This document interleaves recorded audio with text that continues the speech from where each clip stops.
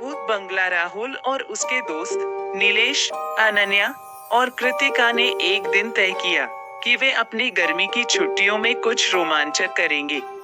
इस बार उन्होंने सोचा कि वे शहर के बाहर स्थित पुराने परित्यक्त बंगले की जांच करेंगे, जिसे लोग भूत बंगला कहते थे।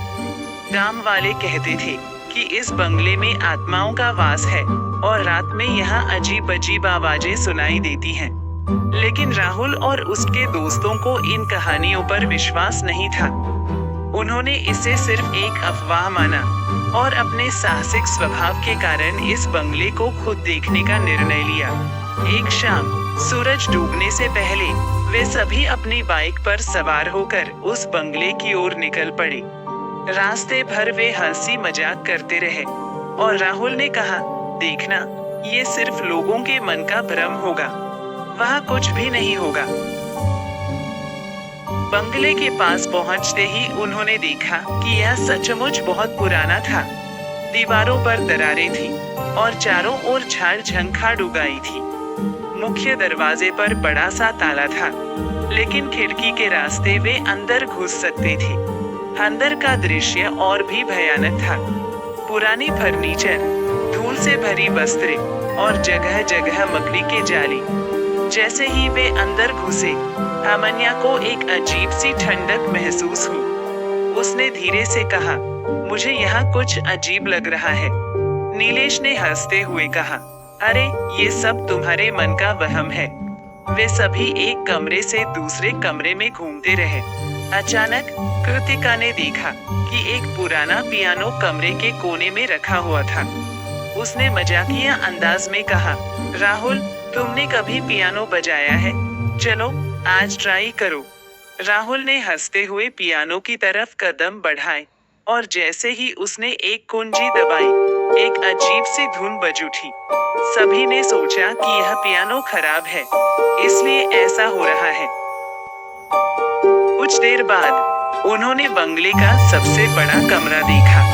इस कमरे में एक बड़ा सा दर्पण था जो दीवार पर लगा हुआ था।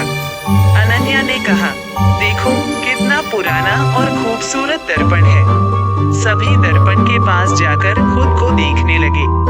तभी अचानक दर्पण में एक परछाई सी दिखी। राहुल ने कहा, यहाँ और कोई नहीं है। फिर यह परछाई कैसे? सबके चेहरे पर डर की लकीरें उभर आईं। उन्होंने सोचा कि अब उन्हें वापस जाना चाहिए, लेकिन जैसे ही वे बाहर निकलने लगे, मुख्य दरवाजा अपने आप बंद हो गया। सभी बुरी तरह से घबरा गए। कृतिका ने कहा, यह क्या हो रहा है? दरवाजा अपने आप कैसे बंद हो सकता है? नीलेश ने कहा, शायद हवा की वजह से हुआ हो। चलो खिड़की से निकलते हैं। लेकिन जब उन्होंने खिड़की की तरफ देखा तो वहां भी किसी ने उसे बंद कर दिया था।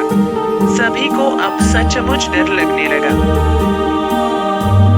उसी समय एक धीमी सी हंसी की आवाज आई। सभी ने मुड़कर देखा तो कोई नहीं था, लेकिन हंसी की आवाज लगातार आ रही थी। राहुल ने कहा, किसी को तो यहाँ होना ही चाहिए, चलो देखते हैं।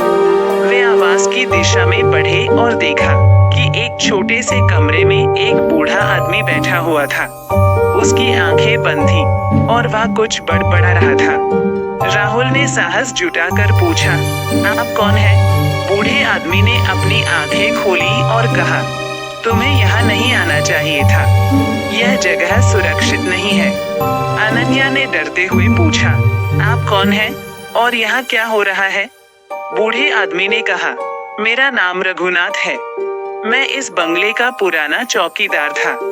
यहाँ कई साल पहले एक भीषण हादसा हुआ था। बंगले के मालिक की पूरी फैमिली एक रात को आग में जल गई थी।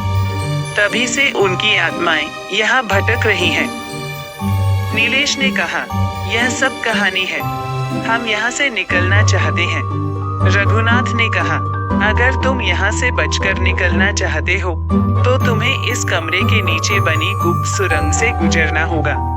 लेकिन ध्यान रखना, उस सुरंग में भी खतरनाक बाधाएं हैं। राहुल ने कहा, हमें कोई और चारा नहीं दिख रहा, चलो कोशिश करते हैं।